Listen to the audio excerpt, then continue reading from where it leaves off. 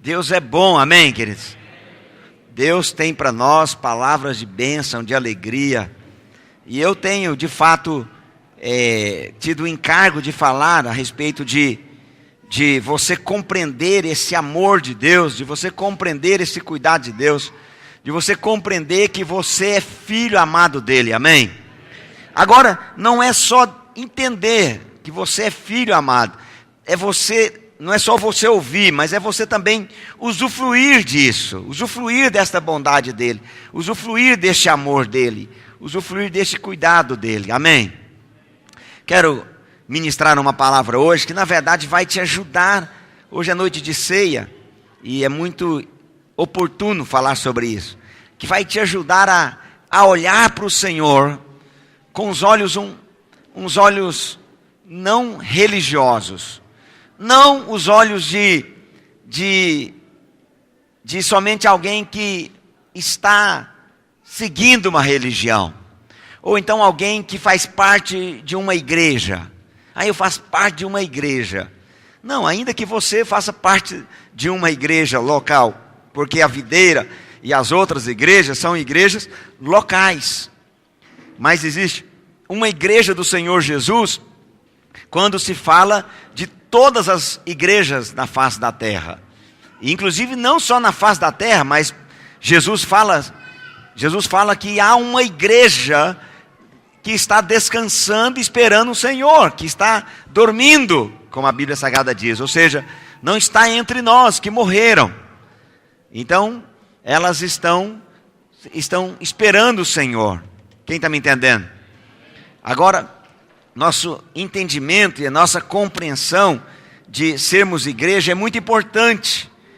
Às vezes nós ouvimos falar sobre isso, mas nós não temos o entendimento por trás disso. Hoje eu li um texto com vocês e falei o que o texto estava dizendo. Às vezes você fala o dia do Senhor, aí você pensa que é segunda ou domingo. Não, ele está falando do dia, olha aqui, queridos. Ele está dizendo do dia em que ele vai vir governar sobre a terra. Jesus virá governar sobre esta terra. Glória a Deus. Ele está falando disso. Então, eu preciso de levar você hoje a ter uma revelação e a ter uma luz de Deus a respeito. Não vou falar sobre isso, mas depois oportunamente quero ministrar sobre as muitas salvação de Deus para nós. Porque nós temos que ter um entendimento que quando se fala salvação, não está falando somente de sermos livres do inferno, mas ele está falando de um processo em que Deus nos salva. Ele salvou o nosso espírito, está salvando a nossa alma e vai salvar o nosso corpo. O nosso espírito e o nosso corpo não tem nada a ver conosco. Ninguém ajuda, nós não ajudamos em nada, nós não cooperamos em nada, nós não movemos nenhuma palha. O nosso espírito foi ele que salvou na cruz. O nosso corpo vai ser Deus que vai revestir o nosso corpo da glória dele. Mas no entanto a alma, que é o processo, e fica tranquilo, tranquila, keep calm, fica tranquila, porque esse processo dura toda a sua vida. Não é só esse ano é esse ano, vai ser 2018 ano que vem, mas é todo um processo. É por isso que ele te deu a vida. Quem está me entendendo? Por isso que ele fala, ser fiel no pouco. Que pouco, pastor? 80 anos que ele te deu. Vamos pensar mais, vamos pensar em 100 anos, você viver com longevidade, com saúde, amém? 100 anos é o dízimo de quanto? Então ele está dizendo para você, seja fiel nos 100, que eu vou te colocar sobre 1000. Seja fiel em 100 anos, que eu vou te dar 1000 anos, que é o dia do Senhor, o milênio. Quem está me entendendo? Então nós temos que ter uma compreensão. E hoje eu quero falar sobre a questão do senhorio de Cristo. Filipenses 2, verso 10 e 11. Filipenses 2, verso 10 e 11, diz assim. Olha o que está escrito. Aleluia. Filipenses foi uma carta que Paulo escreveu ao povo que morava em Filipo. Filipenses. Ajoelho? FP. Pode abrir. 10, verso 10. para que ao nome do Senhor Jesus, ao nome de Jesus, me perdoe, se dobre todo o joelho nos céus, na terra e debaixo da terra, e toda língua confesse que Jesus Cristo é o que, queridos? Jesus Cristo é Senhor. Para que nós precisamos? Por que ele diz que nós iremos declarar, confessar que Jesus Cristo é o Senhor? Confessar não é falar somente, mas é praticar, é vivenciar. Ele está dizendo, confesse que Jesus Cristo é Senhor. Para quê, pastor? Para a glória de Deus Pai. Por que para a glória de Deus Pai? Espera aí, já que eu vou falar por que é para a glória de Deus Pai. Nós, quando somos salvos, nós reconhecemos Jesus como o Salvador. Amém, queridos? Você reconhece Jesus como Senhor e Salvador de sua vida? Normalmente essas são as palavras que alguém fala na hora de batizar ela, né? Ou então na hora de fazer o apelo. E esse texto que nós acabamos de ler, diz que todo joelho se dobrará e toda língua há de confessar que Jesus Cristo é Senhor. Quem está me entendendo? Nós precisamos como igreja, rapidamente, na velocidade do Espírito, como filhos de Deus, reconhecer diante do mundo natural, das autoridades, diante da sociedade, diante do mundo espiritual que nos cerca, nós precisamos de reconhecer rapidamente a autoridade que Cristo tem sobre nós. Quem está me entendendo? Pastor, como que nós podemos reconhecer a autoridade de Cristo sobre nós? É reconhecer Ele como Senhor. Amém, querido? Aí você pode acreditar no que eu estou dizendo para você. Muitas pessoas têm Jesus como Salvador, mas não o têm como Senhor. Eu sei que faz um barulhinho de mosquito nessa hora quando eu falo isso, mas é verdade. Deixa eu mostrar para você aqui. Diga comigo, Deus Pai, Deus Filho, Deus Espírito. Vou mostrar as três ações da triunidade. Deus Pai criou o homem. O que Deus Pai fez? Criou. É lógico que Ele criou junto com todos, mas Ele foi que falou, façamos. Foi Ele que falou. Deus Pai criou o homem. Então, crer que Deus é Deus, no sentido de criação, todo homem crê. Quem está me entendendo? Principalmente no Brasil, todo mundo crê que Deus é Deus. Ele é o Criador, né? Na maçonaria diz que Ele é o Gadu, grande arquiteto do universo. Então, todo mundo crê, presta atenção. Mas não é isso que a Bíblia Sagrada diz. Quando você recebe Jesus, recebe quem? Jesus como Salvador, aí entra a obra de Jesus, a redenção. Quando você recebe Jesus como Salvador, você então agora tem Deus Pai como Criador, mas agora tem Jesus como Salvador. Mas Ele não quer apenas ser o nosso Criador e o nosso Salvador. Ele deseja ser o nosso Senhor. Por isso Ele botou o Espírito Santo dentro de você, para que você seja guiado pelo Espírito Santo, e então você vai estar reconhecendo Ele como Senhor. Quem pode dizer amém? Nós precisamos de aplicar alguns princípios da palavra de Deus, para nós termos esse vivenciar. Primeiro princípio que eu quero falar para você: quem recebe Jesus, quem recebe a salvação de Jesus, deve reconhecer Ele como Senhor, não só como Salvador, porque Ele se fez Senhor sobre o mundo espiritual da parte do diabo, para te fazer filho de Deus. Existe uma autoridade dele. A Bíblia Sagrada diz que o nome dele foi colocado sobre todo nome. O propósito de Deus, obviamente, é que nós o reconheçamos como filho de Deus. E quando nós o reconhecemos como filho de Deus, nós estamos dizendo que Ele morreu na cruz para nos salvar. Mas Ele não morreu na cruz apenas para nos salvar do inferno. E essa é, na maioria das vezes, as pessoas pensam que esse é o todo. Ou pelo menos essa é a parte mais importante. Não, esse é o primeiro passo. E que nem dependeu de você. Existe uma estrada. Esta foi a porta de entrada. Mas existe uma estrada, uma caminhada. Então nós precisamos de compreender e reconhecer Ele como Salvador, sim, mas também como Senhor da nossa vida. É isso que está escrito no livro de Filipenses 2. Agora, volta um versículo lá. Olha lá. O Pai o exaltou sobremaneira e lhe deu um nome que está acima de todo nome. Para que Ele fez isso? Aí lá no verso 11. Aí vai para o verso 11. Para que toda língua confesse que Ele é, que Jesus Cristo é Senhor. Deus Pai, Ele fez de Cristo o Senhor. Foi Deus quem exaltou o nome dEle no mundo espiritual. Por isso, você e eu precisamos de reconhecer Ele como Senhor em nossas vidas. E eu sei que você está batendo aí e pensando, você está pensando, mas eu reconheço como Senhor. Então essa palavra é muito boa. Porque essa palavra que eu vou ministrar vai te ajudar a alinhar a sua vida pelo Espírito e pela palavra, amém, querido? Pelo Espírito e pela palavra. Cada cristão precisa reconhecer Ele como Senhor, porque é perfeitamente possível alguém confessar a crença dele em Jesus como Salvador e não o ter como Senhor. Quem lembra da parábola das 10 virgens? Lembra?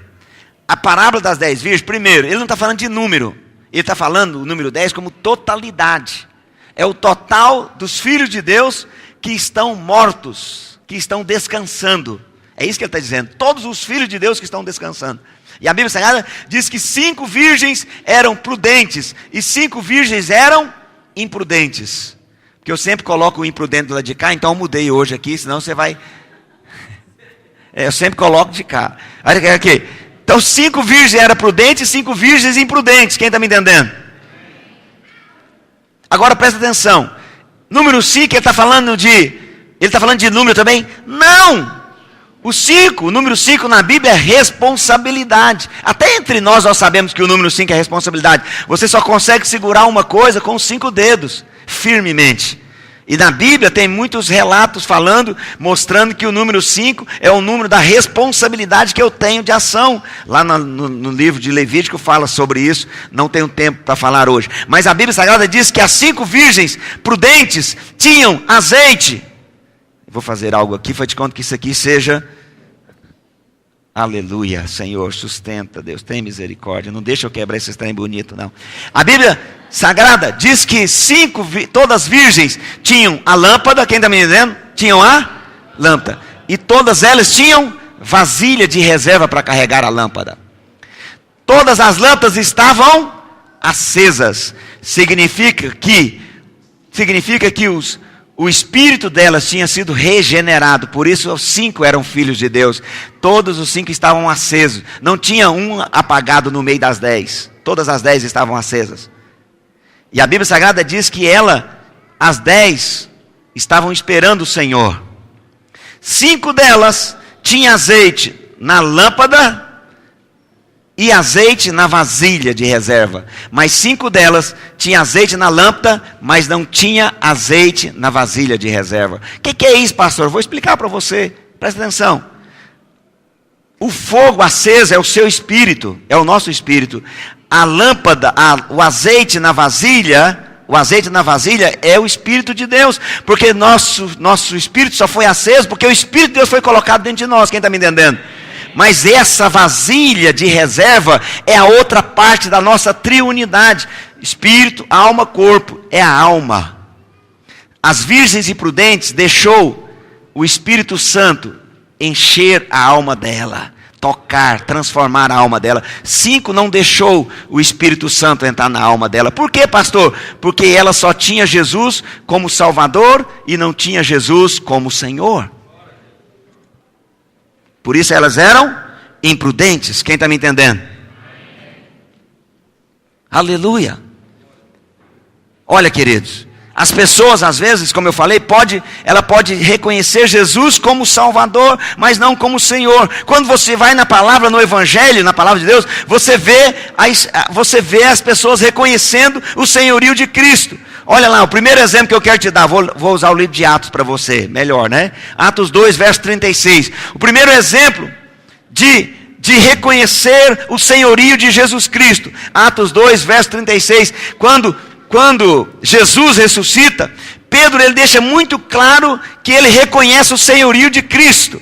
Olha o que está escrito lá: esteja absolutamente certo, pois toda a casa de Israel, de que a este Jesus que vós crucificaste, Deus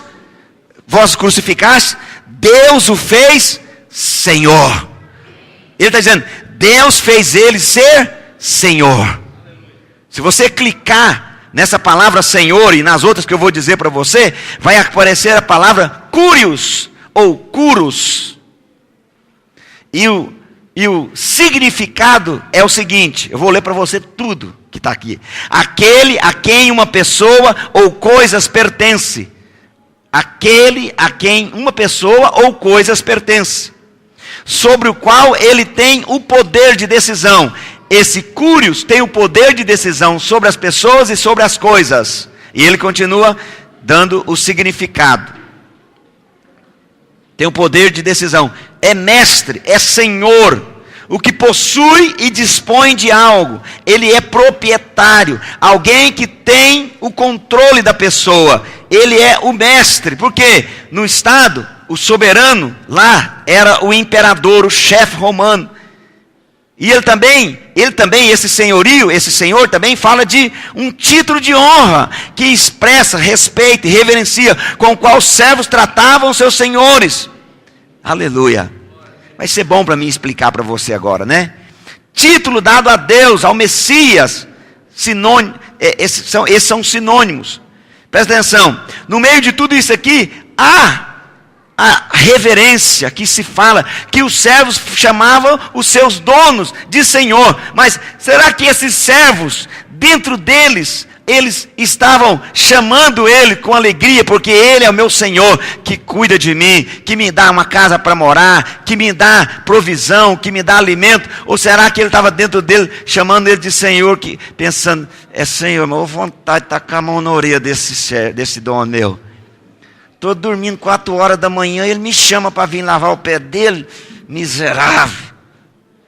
Aí chega perto, sorrindo, perto do Senhor, meu Senhor, estou aqui para lavar seus pés. E vai para casa e fala assim, se eu tivesse um revólver, eu tinha dado um tiro na cara dele hoje.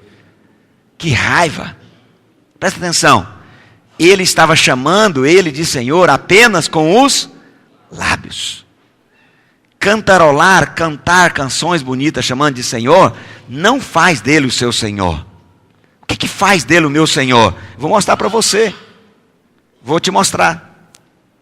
Vou mostrar para você o exemplo de Paulo. Paulo, ele teve um encontro com Jesus, lá em Atos 9, também em Atos, capítulo 9. E a primeira coisa que Paulo fez foi reconhecer Jesus como Senhor. Atos 9, verso 3 a seguir. Seguindo ele estrada fora, ele quem? Paulo. Ao aproximar-se da cidade de Damasco, subitamente uma luz do céu brilhou ao seu redor, e caindo por terra, ouviu uma voz que lhe dizia, Saulo, Saulo, por que me persegues? Ele perguntou, o que ele perguntou? O que Saulo pergunta? Quem és tu? Senhor. Quem és tu, meu dono? Quem és tu, meu mestre? Quem és tu, meu proprietário? É isso que ele está dizendo. E a resposta foi, eu sou Jesus a quem tu persegues. Amém, queridos? Quem está me entendendo? Presta atenção. Paulo, quem era Paulo? Um general romano, que tinha poder, que tinha pessoas debaixo da sua ordem, que tinha autoridade. Possivelmente é verdade que ele caiu de um cavalo, mas não era de um cavalo qualquer, era de um cavalo branco, porque os generais romanos andavam de cavalo, um cavalo branco, montado em um cavalo branco. É verdade, ele tinha todo o poder, mas a Bíblia Sagrada diz que quando ele caiu por terra, ele perguntou, quem és tu, meu Senhor? Quem és tu que agora, a partir de agora é o meu dono? Quem és tu que a partir de agora tirou de mim o direito de pensar que eu sou dono do meu nariz? Porque agora eu tenho um dono, é o Senhor. Vou dar mais um exemplo para você, de um homem, um carcereiro, que Paulo estava... Vamos ler lá o texto. Ele tentou suicídio, porque Paulo e Silas estavam na prisão, e a Bíblia Sagrada diz que foi o primeiro portão eletrônico do planeta Terra. E soltou as correntes da mão dele, e os portões se abriram. E aí, sabe o que aconteceu? Todos os presos saíram. O carcereiro pegou a espada para suicidar-se. Matar a si mesmo. Suicidar-se a si mesmo, como alguém falou outro dia para mim. O que ele morreu? Ele suicidou-se a si mesmo. Então, ali a Bíblia Sagrada diz que Paulo impede ele de fazer essa besteira. Mas é interessante que ele, por causa disso, ele reconhece. Deixa eu ler o texto com você em Atos 16. Atos 16, verso 29. Olha lá. Então, o carcereiro, tendo pedido uma luz, pedido uma lamparina, entrou precipitadamente e trêmulo, prostrou-se diante de Paulo e Silas, depois trazendo para fora, disse: Senhores, que devo fazer para que seja salvo? O que Paulo responde para ele? Crê no Senhor. Crê em Jesus como Senhor, não apenas como Salvador. Crê nele como Senhor e será salvo tu e tua casa. Quem está me entendendo? Olha, dá para você perceber de forma muito clara que diante daquela situação ele reconhece Jesus como Senhor da vida dele. Paulo diz: você deve reconhecer ele como Senhor. Quem está me entendendo? Mas as pessoas às vezes confundem com Romanos. Abre para mim, por favor, Romanos 10, verso 9. As pessoas às vezes confundem com Romanos 10, verso 9, porque Romanos 10, verso 9, o Senhor de fato está falando da parte da salvação. Está falando da parte dele sendo justiça para salvar o homem. 10, verso 9. Se com a tua boca confessares Jesus como Senhor, e em teu coração creres que Deus o ressuscitou dentre os mortos, serás salvo. Ele não está dizendo, e em seu coração você crê nele como Senhor, mas está dizendo que você crê que ele ressuscitou.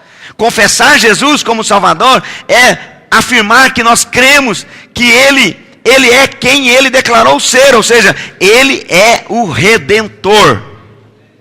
Mas confessar Jesus como Senhor é algo a mais, é reconhecer que você, a partir do dia em que ele te fez filho de Deus, você agora tem um dono. Você agora é propriedade exclusiva dele. Ele é Senhor e nós servos. Ele é dono e nós propriedade. Ele é o dono e nós somos a sua posse. Glória a Deus. As pessoas, ou algumas pessoas, têm facilidade de reconhecer como Salvador. Afinal de contas, me livra do inferno. Mas, às vezes, eles passam tempo, relutando em tê-lo como Senhor da vida deles. E você tem que provar 1 mais 1. Está escrito na palavra de Deus, irmão. Pastor, por que eu tenho que devolver dízimo? Pastor, por que eu não posso cometer pecado sexual, ter sexo fora do casamento ou antes do casamento? Pastor, por que eu? Porque você não é de você mesmo. Quantas vezes você falou assim que você é dono do seu nariz? Mentira, você não é dono do seu nariz. Tem alguém que é dono do seu nariz e de tudo que está grudado nele. Estou falando de você. Ele é dono. Por que ele é dono? Porque ele te comprou. Eu acho que eu vou falar por que ele é dono, é melhor, né? Vou falar para você por que ele é dono.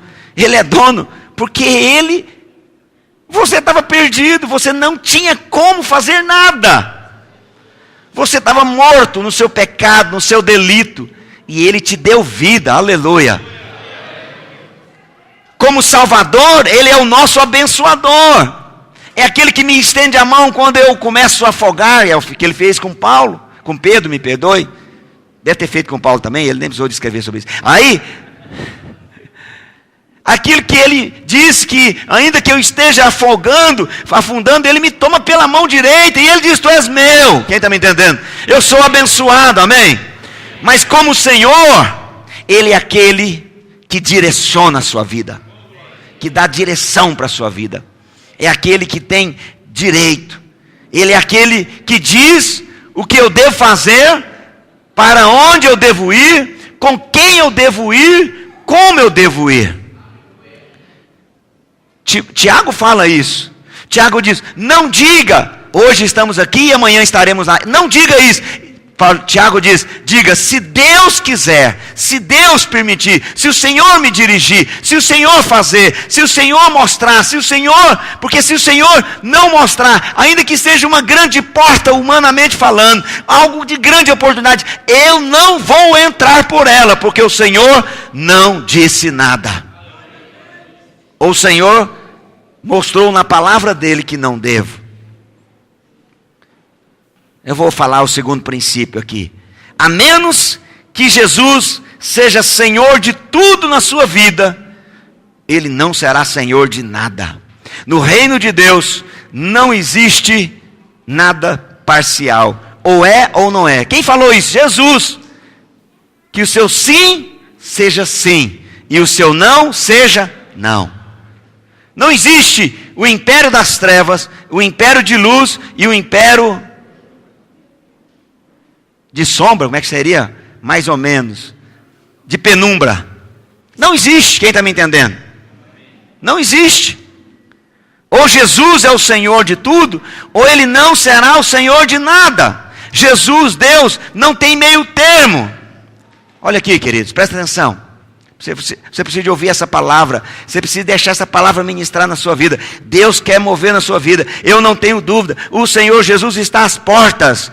Ele virá à meia-noite. Não é 12 horas, dom no relógio, não. Ele está falando que ele vai vir no período das densas trevas, em que ninguém espera, em que as pessoas estão embriagadas com as coisas do mundo, em que as pessoas não estão se embriagando com as coisas do Espírito, e as pessoas estão embriagadas com as coisas do mundo. E aí, lá em Romanos 13, Paulo diz em Romanos 13, vai alta a noite, vem chegando o dia, e eu fico feliz porque o dia lá está até com letra maiúscula, ele está falando do milênio, vem chegando o dia, aí ele fala, fiquem apercebidos, para que vocês não fiquem embriagados, mas que vocês percebam que esse é o tempo do fim. Quem está me entendendo? Se o Senhor não é o Senhor de tudo, ele não é o Senhor de nada. Você sabe por que algumas pessoas têm dificuldade de aceitar o senhorio absoluto de Cristo em suas vidas? Porque eles acham que eles têm parte na obra de Deus. Eles acham que eles estão ajudando Deus em alguma coisa. Tem uma palavra que é uma palavra que tem que ser riscada, porque as pessoas não conseguem compreender. Ele fala, não, eu sou voluntário. Risca essa palavra, não existe essa palavra na Bíblia. Voluntário. Você não é voluntário. Você não está aqui porque você quis. Você não foi salvo porque você quis. Foi porque Ele quis. Você até tentou resistir. É verdade. Você tentou resistir, mas Ele não. Quem é você, meu filho? O coração do rei está na minha mão. Quanto mais o seu coração, que ainda você não é rei ainda. Aleluia. Mas quando nós nos tornamos reis, ou filho, ou fazemos parte do reinado dele, aí o coração nosso como rei fica na mão dele, sim. Quem está me entendendo? Não existe meio termo, mas as pessoas acham, pastor, mas a salvação é de graça. Não, é verdade, a salvação é de graça para mim e para você, mas para alguém custou tudo. Diz que a galinha e o porco estavam passeando, e aí a galinha olhou para o porco, viu escrito lá, um prato do dia lá no restaurante, e falou assim, vamos entrar para almoçar? Aí a galinha falou, para você é fácil entrar lá. Ou me perdoe, o porco falou para a galinha, para você é fácil entrar lá, para mim é difícil comer daquele prato que está servindo lá. O que era o prato, pastor? Bacon com ovos. Tem muita gente que só quer oferecer os ovos. Na hora que Jesus diz, mate-se a si mesmo, toma a sua cruz e siga-me. Foi Jesus quem falou. Quem está me entendendo? Amém? quando temos revelação do que realmente aconteceu em nossas vidas, por que Deus nos salvou, não somos nós não ajudamos nada, nós nem queríamos, você e eu éramos inimigos de Deus. Você e eu temos que ter entendimento. Foi Jesus quem nos comprou, quem está me entendendo? Olha alguns tópicos que eu notei aqui. Primeiro, você era escravo, e o Senhor comprou você. Você era escravo, e Ele te comprou. Você era o escravo que estava sendo vendido no mercado de escravo, e o Senhor foi lá e comprou você. Está lá em 1 Coríntios 5. 1 Coríntios 5, verso 20. Me perdoe, 1 Coríntios 6, verso 20. 6, verso 20. Porque fostes comprados por preço. Agora, pois, porque vocês foram comprados, glorificai a Deus, onde? No seu espírito? Não. Ele está falando, glorifique a Deus no seu corpo. Ele está dizendo, domine o seu corpo para que o seu corpo glorifique ao Senhor.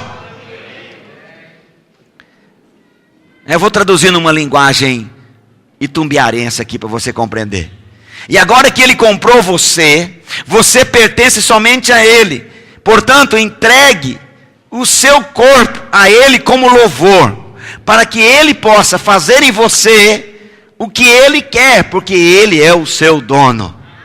Mas não o que o seu corpo quer, não o que a sua alma quer, mas o que o Espírito Santo está falando no seu espírito que você deve fazer. Glória a Deus. Olha outro posicionamento disso. Você era alguém que estava perdido, e o Senhor achou você. Olha para quem está perto de você e fala assim, você estava perdido e foi encontrado. Meu irmão, presta atenção. Você andava à deriva.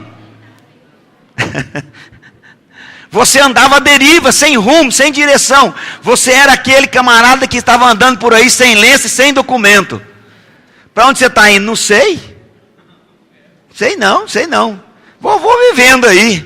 Vou ver para onde eu vou, não sei. Mas a Bíblia Sagrada diz que o Senhor encontrou você. A sua mente, olha aqui, queridos, a sua mente era confusa. Quantas vezes você pensou que você estava ficando louco quando você não conhecia Jesus? Sua mente era confusa. Por que a sua mente é confusa? Porque mesmo não sendo filho de Deus, nós temos consciência, não do Espírito, consciência da mente. E como temos consciência da mente, presta atenção, todo mundo sabe o que é certo e o que é errado. Como é que o senhor sabe, pastor? Ele faz o que é errado só escondido. Por isso que eu tenho certeza que ele sabe.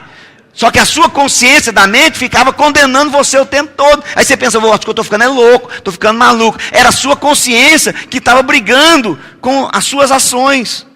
E você tinha a mente confusa. Sua vida não fazia sentido, presta atenção. Quantas vezes você estava numa festa, num lugar, todo mundo bebendo, festejando, você falava, que alegria tem isso aqui? Que vida é isso aqui? Aí no outro dia, uma dor de cabeça, quando você conseguia sentir a cabeça, uma dor de cabeça esquisita. Uma vida sem sentido, perdido. O Senhor foi até você, você não foi a Ele. Ele foi até você e Ele resgatou você. Você era a ovelha perdida que saiu lá do Éden e Ele saiu procurando você, mostrando o amor dele. Quando o pastor deixa as 99 ovelhas para buscar uma, ele não está dizendo que ele abandona as 99, não. Leia a palavra com os olhos de amor, do amor e da graça. Ele está dizendo que ele ama tanto que ele vai atrás de você na noite voraz, no frio. É isso que ele está dizendo. Oh, Deus bom. Não é essa a história em Lucas 15, 24? Lucas 15, 24. Porque este meu filho estava morto espiritualmente, mas ele reviveu. Esse meu filho estava perdido, ele não se encontrou. Não, eu me encontrei. Eu agora, sabe, eu estou tão legal que agora eu me encontrei no lugar que você não se encontrou nada. Foi Ele que te encontrou. Foi Ele que teve o encontro com você. E aí a Bíblia Sagrada diz que por causa disso, acabou a mente confusa, a loucura, acabou essas coisas. E eles começaram a regozijar-se. O que é regozijar-se? É alegria ao quadrado. É 2 vezes mais do que alegria. É isso que ele está dizendo. Outra coisa, você não podia fazer nada, você não conseguia ter o que você desejava e buscava, porque você estava em prisão, você estava preso espiritualmente, e o Senhor libertou você. Não foi você que se libertou, não foi a sua oração que te libertou, não foi a sua decisão que te libertou, foi Cristo Jesus que te libertou. Você e eu, nós éramos prisioneiros do diabo, e o Senhor Jesus nos libertou da prisão. Colossenses 1, verso 13. Colossenses 1, verso 13. Ele nos libertou do império das trevas, da trevolândia, e nos transportou para o reino do Filho do seu amor. Quer mais? Você não estava vivo espiritualmente, você estava morto, e o Senhor lhe deu vida. Você estava morto, Ele lhe deu vida. Quem tem direito sobre você? Quem te deu vida? Você já estava morto, você não tinha mais nada para fazer, você estava morto, e o Senhor encontrou você, buscou você com a graça dEle, e te deu vida. Efésios 2, verso 1 e verso 2 fala sobre isso, olha lá. Ele vos deu vida, estando vós mortos nos vossos delitos e pecados, nos quais andastes outrora. É muito bonito, bem Rui Barbosiano, né? Ele está dizendo, nos quais, sabe? Ele está falando assim, eu estou falando dos pecados que você cometia e andava nele, meu filho. É isso que ele está explicando. Nos quais andastes outrora, segundo o curso deste mundo. Olha, interessante, o mundo tem um curso, e esse curso aqui não é curso de inglês, de português não, esse curso aqui é como o curso do rio, o mundo vai seguindo o curso. Quem que está comandando o curso do mundo? Aquele que domina o mundo, aquele que faz, Pedro diz que o mundo jaz no maligno. Teve alguém que falou que o mundo tem jazz, porque o mundo jazz no maligno, não é jazz, é jaz. E no original a palavra jaz do maligno está dizendo que o mundo está no colo do diabo. A Bíblia Sagrada diz que o mundo está no colo do diabo. O que alguém faz com a criança quando ela está no colo? E aí ela fala, dormiu, mas dormiu mesmo, ela ficou tontinha. Ela ficou tonta, por isso que ela acorda chorando, grilada. Ela falou, quem foi que fez eu ficar tonta até dormir aqui? Mexeu todo o meu cerebelo aqui. Presta atenção, a Bíblia Sagrada diz que que o diabo está ninando as pessoas, ninando o mundo. E ali não é cosmo, ali são pessoas. E nem é sistema, são pessoas. Ele está ninando as pessoas no mundo. Éramos nós, você e eu. Nós estávamos no mundo, nós estávamos perdidos. E aí a Bíblia Sagrada diz que, olha, segundo o príncipe deste mundo, segundo o príncipe da potestade do ar, do espírito que agora atua, continua atuando nos filhos da desobediência, mas os filhos de Deus são os filhos da obediência. Ou seja, a partir do momento que você foi comprado, você foi liberto, foi achado, foi ressuscitado. Sua vida agora não é mais sua, você não tinha vida, e Ele te deu vida. Alguém pode dizer, compreendi. A sua vida não é sua, é dele. Você perdeu o direito de mandar em você mesmo. Pastor, eu queria que o senhor falasse que eu era bonito e tal. Você é bonito, pois reflete a imagem do Senhor. Mas você perdeu o direito de mandar em si mesmo. Foi Ele que falou, quem quiser ser meu discípulo, tome a sua cruz. O que é tomar a cruz? É morrer, é matar a alma, matar a força da alma. Toma a sua cruz, negue-se a si mesmo e perdoe, tome a sua cruz e siga-me. E a palavra discípulo é a mesma palavra disciplina no original. A vida que você tem hoje não é sua, é dele. É isso que Paulo fala, não mais vivo eu, mas Cristo vive em mim. Cristo vive em mim. Entende? Outra coisa, você perdeu o controle de sua vida. É como se Deus estivesse falando para você, escuta aqui, perdeu, mano. É isso, Ele está falando isso para você. Você não tem, não pense que você tem o controle da sua vida, não tem. Todas as vezes que você tenta controlar a sua vida, alguma coisa ruim acontece. Porque você vai também ficar debaixo de condenação. Porque a sua consciência sabe, o seu espírito, a consciência do espírito sabe que você não tem o direito de controlar a sua vida. E você sabe disso. Aí o seu espírito está tentando falar isso para a sua alma, mas a sua alma está segurando. Você então agora precisa encontrar o controle total da sua vida ao seu dono. Quem pode dizer amém? Amém. Agora eu quero falar para você, deixe ele guiar você. Eu vou terminar, que não coloquei no informativo, mas eu coloquei aqui essa parte. Eu vou terminar o terceiro tópico. O Senhor Jesus, o senhorio de Cristo, presta atenção, não aceita concorrência. Deus diz que Ele não divide a glória dEle com ninguém. Oh Deus, fala conosco. Esse é o terceiro princípio. Um homem não pode ter mais de um senhor na sua vida.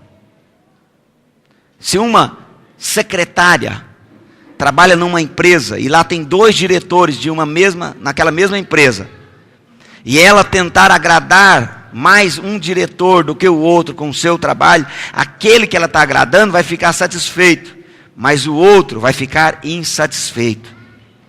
Se isso é verdade no relacionamento de homens, quanto mais para com Deus. Mateus 6, estou terminando, verso 24, diz assim, ninguém pode servir a 2 senhores, porque ou há de aborrecer-se de um e amar ao outro, ou se devotará a um e desprezará ao outro. E aí ele fala, não podeis servir a Deus. Eu não gosto dessa parte desse texto, porque ele ficou incompleto. Não são as riquezas, é mamon. É mamon. Não podeis servir a Deus e a mamon. Jesus está afirmando que o maior concorrente que Deus tem, para mim e para você, é a afeição, é o amor ao dinheiro. É Jesus quem está afirmando. Ele nem deixou os discípulos falarem sobre isso, nem deixou Paulo falar sobre isso, ele mesmo falou. E nós fomos ensinados, que é o diabo que quer controlar a nossa vida. E a gente fica pensando, eu tenho que ficar atento, porque o diabo quer controlar a minha vida. Não, o diabo não pode mais mexer com você. Você é Daniel na cova dos leões. Por que aqueles leões não comeu Daniel? Teve outro dia que alguém falou um disparate, eu peguei e ri. Ele disse que não comeu Daniel porque Daniel estava comendo só verdura. E aí então Daniel não tinha cheiro de carne. E aí eu perguntei para ele, e por que leão come coelho? Por que leão come gazela? Porque eu estou assistindo uma novela de leão, no National Geographic, estou seguindo ela já. É uma vez por semana. Está muito jóia essa novela do leão. Falando de um leão que tem 3 filhos e agora eles estão crescendo e quer tomar o lugar dele. E aí, mas eu nunca vi eles. Não, eu só como ser que come carne. Não, essa aqui eu não como. Não existe isso. Aí eu falei para ele falou assim, sério? Ele falou assim, vou perguntar isso para o meu pastor. Ele contou quem tinha pregado, né? Aí, não foi, presta atenção, leão só tem medo de 2 coisas. De um leão mais forte do que ele, o leão rei, e de fogo. Nunca viu no circo? Quando a coisa aperta, eles pegam o fogo para espantar ele. Ele tem medo de fogo. Presta atenção, você sabe por que Daniel não foi comido pelos leões? Apesar de que os leões estavam com muita fome, comeria até cenoura naquele dia. Você sabe por quê? Porque do lado de Daniel tinha o rei leão. E os olhos dele estavam como chama de fogo. E quando ele... como é que é o barulho do leão? O que é? O rava? Não. Hã? Não, o barulho... Não, rugir. Quando ele rugia... Presta atenção. Quando ele rugia, saía fogo. Quem está me entendendo? Por isso, presta atenção. Não é o diabo que quer controlar você. O diabo não pode tocar em você. Amém, pela fé de alguns irmãos. Ele não pode. A Bíblia Sagrada diz que o diabo está ao nosso derredor, mas Deus está ao nosso redor. Deus está em nós. Quem está me entendendo? Agora, o que Jesus disse que não é o diabo, o que o Senhor está dizendo, que há dois senhores na terra, que controlam o homem, e ele nunca mencionou o diabo. Agora presta atenção, por favor, eu não estou dizendo que você não pode, não deve trabalhar, se qualificar, ganhar dinheiro. Eu estou mostrando para você, é que estas outras coisas não podem tomar o seu coração. O seu coração precisa ser do seu Senhor Jesus. Pastor, como que eu posso estar exercendo, me perdoe, como eu posso saber quem está exercendo o senhorio sobre a minha vida? Como eu posso saber se é Jesus ou Mamon? Fácil, simples. É fácil, aqui mesmo você consegue entender. É muito simples. Há dois sintomas que podem ser facilmente percebidos. Primeiro, qual é a fonte da sua motivação? O que motiva você a levantar de manhã? O que motiva você a fazer algo? O que motiva? O que é que toma a sua mente e te enche de motivação? Muito. O que te enche de desmotivação? A falta. Quem está me entendendo? Essa é primeiro aspecto. O segundo aspecto é quem é a fonte das suas decisões. Quando você decide algo, você decide por causa do Senhor ou por causa da necessidade financeira? Não, eu acho que é de Deus, porque a porta abriu. Pode ser que a porta abriu, mas não é de Deus.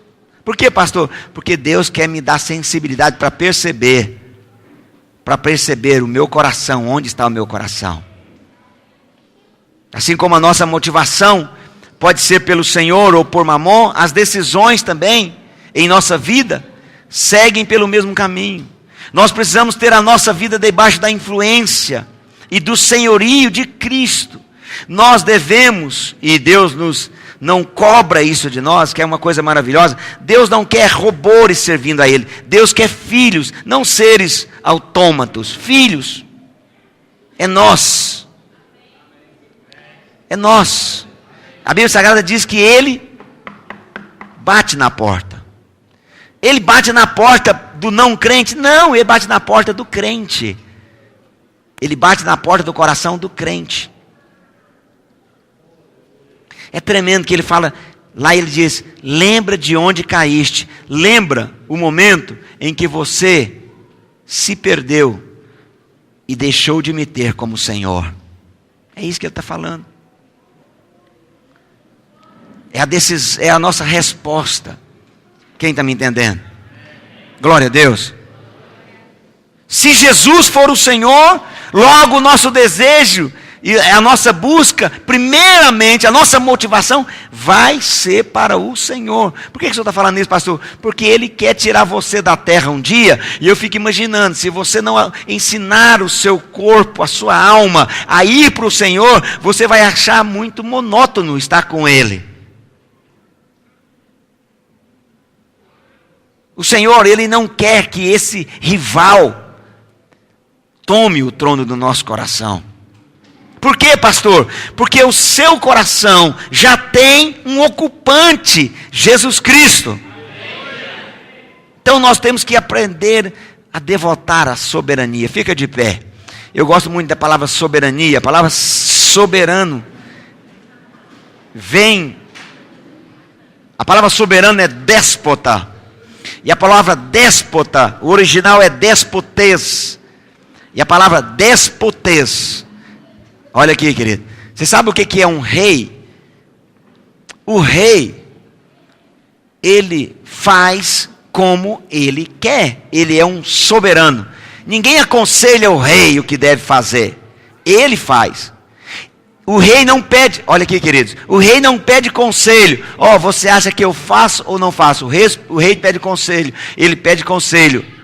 Olha, eu fiz. O que você achou? É isso. E por isso que os reis humanos falham. Mas o nosso rei não falha. Mas ele quer ser o soberano sobre nós. Por isso nessa noite, ou nessa hora, Eu quero chamar você a orar ao Senhor. Eu sei que isso é espiritual. Eu sei que há muito poder de Deus para fazer isso. Deus tem poder para isso, para que você possa orar e falar: Senhor, eu quero, Deus, uma vez mais, entregar o controle de minha vida nas mãos do Senhor. E aí, Senhor, aquilo que eu mesmo estava controlando a minha vida, mas como eu cantava canções dizendo que o Senhor era Senhor, e eu falava que o Senhor era Senhor, mas pode ter áreas na minha vida que eu não estou fazendo isso. Pastor, isso é introspecção. Não, não é não. Introspecção te leva para condenação. Isso é inspiração em Deus. Isso é ouvir a voz de Deus. Isso é ser guiado pelo Espírito. Isso é dizer: Senhor, guia minha vida. Me ensina, Senhor. Eu quero chamar você para que você, antes de nós celebrarmos a ceia, participarmos da ceia, porque quando nós participamos da ceia, nós estamos declarando isso: a minha força, o que me sustenta, não é o que eu como, não é o que eu faço, não é o que eu durmo, não é o que me sustenta, é o pão e o vinho. O que me sustenta é o corpo e o sangue. O corpo fala da vida da igreja, que se relaciona, e que tem o sangue correndo nele, que tem a redenção de Cristo passando por ele. O sangue fala de redenção, o corpo fala de cura. Cura onde, pastor? Cura na alma, onde precisa ser a alma que precisa ser ensinada, porque a virgem imprudente não deixou o Espírito controlar a alma dela. Por isso ela era imprudente. Todas as vezes que você tenta controlar a sua vida, feche os seus olhos. Deixa eu falar algo para você profundo em Deus. Se você,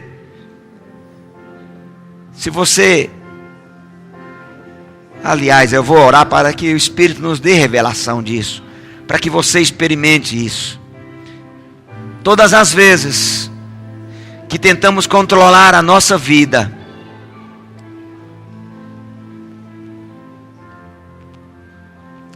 nós desagradamos o dono da nossa vida. Mas todas as vezes que eu digo: Senhor, o que eu quero fazer é isso,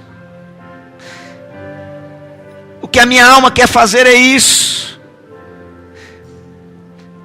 mas sobretudo, ó Deus, não seja feita a minha vontade, seja feita a vontade do Senhor. Pode ser que hoje eu penso que isso é doído, mas não é que é doído no meu espírito, é minha alma que está gritando. Porque eu sei, ó Deus, que lá na frente eu vou comer do fruto do Espírito, do que o Espírito me mostrou. Todas as vezes que nós tentamos controlar a nossa vida, nós desagradamos o dono da nossa vida.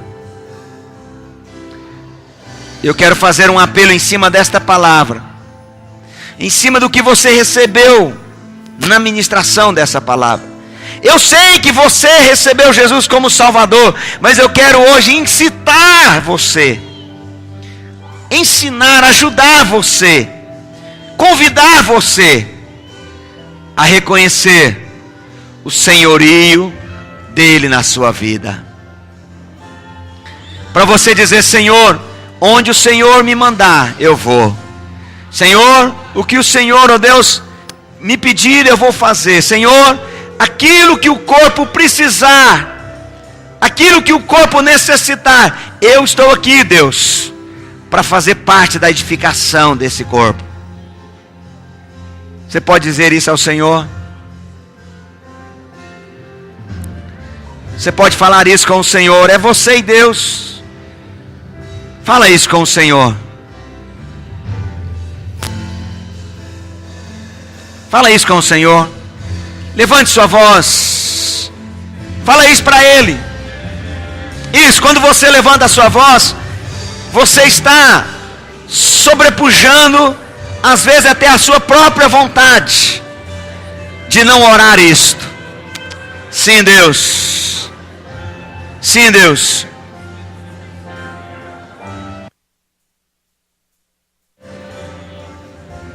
Fala isso para o Senhor.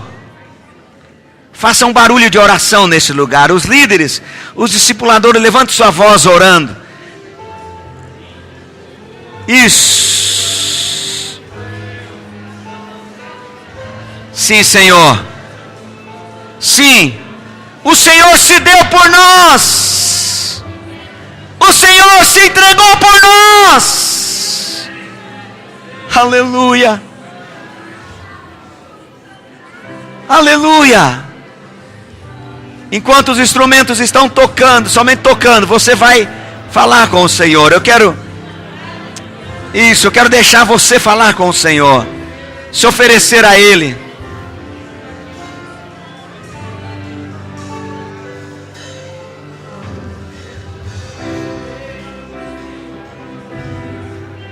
Aleluia.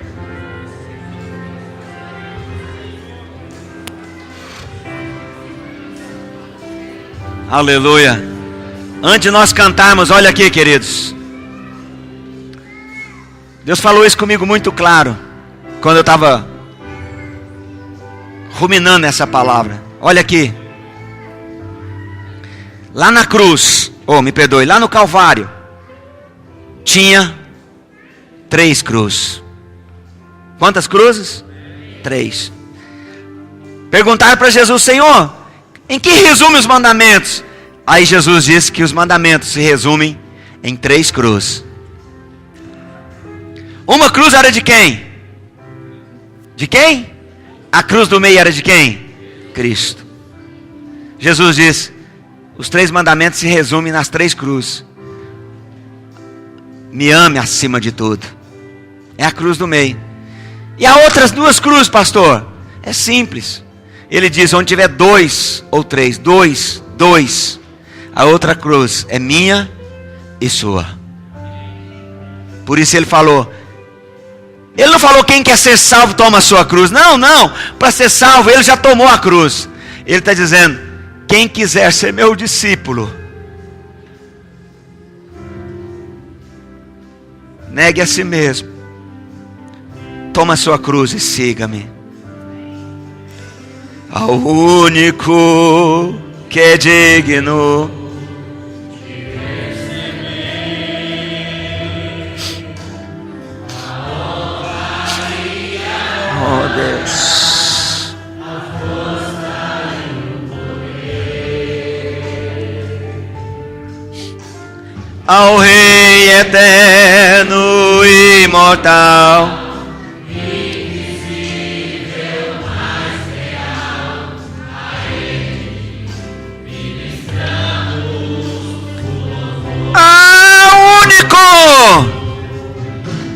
ao único de receber a honra e a glória, a força e o poder. Não a nós, mas a ti, Senhor. Ao Rei eterno e imortal, invisível, mas real,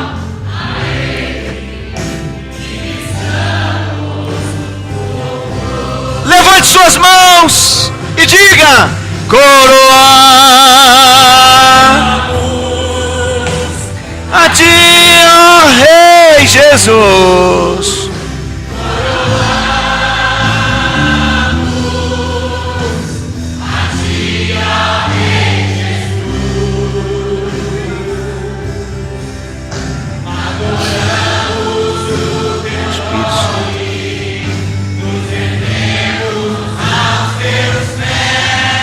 Aleluia.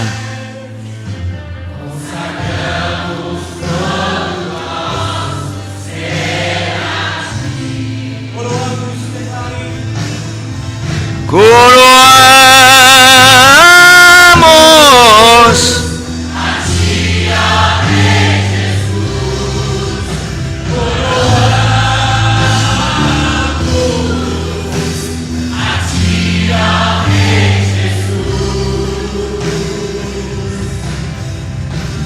Adoramos o teu nome.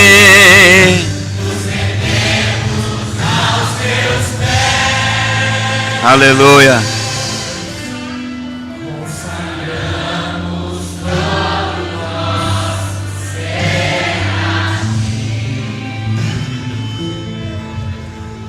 Consagramos todo nosso ser a ti. Consagramos. Todo nosso ser a ti.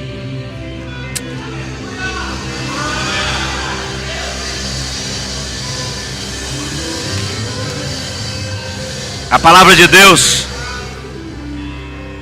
A palavra de Deus diz, que eu li esse texto, que Melquisedeque, rei de Salém, trouxe pão e vinho.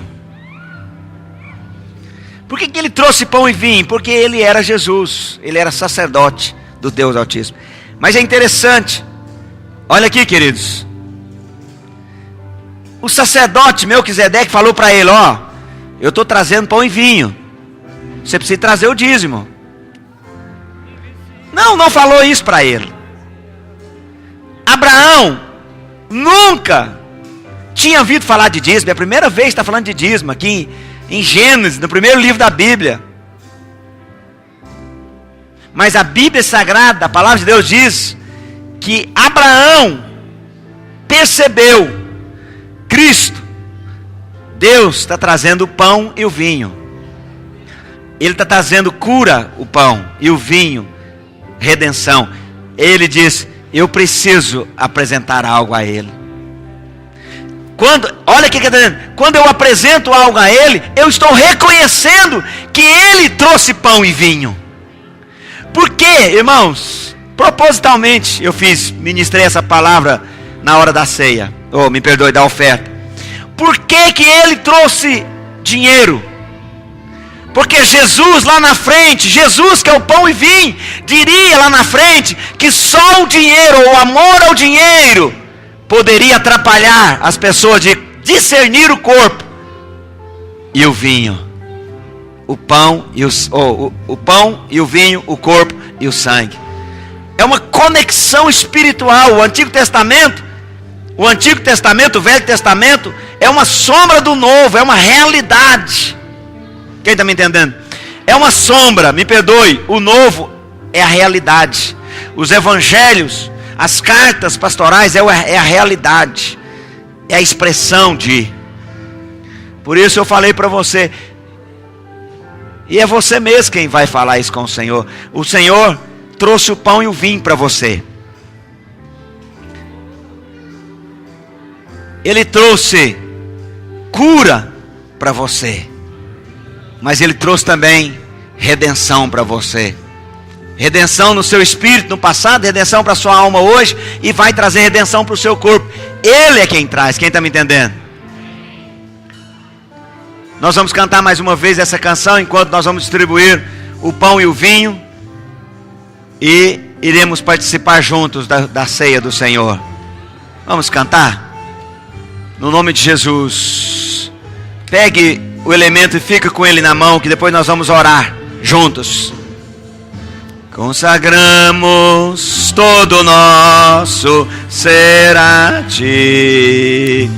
Aleluia. Único.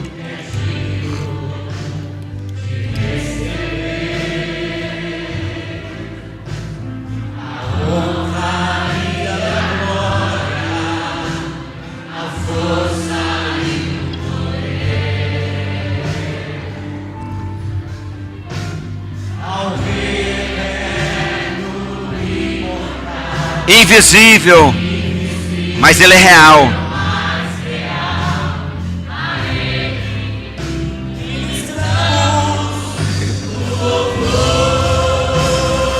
Levante o pão e vem e cante. Coroamos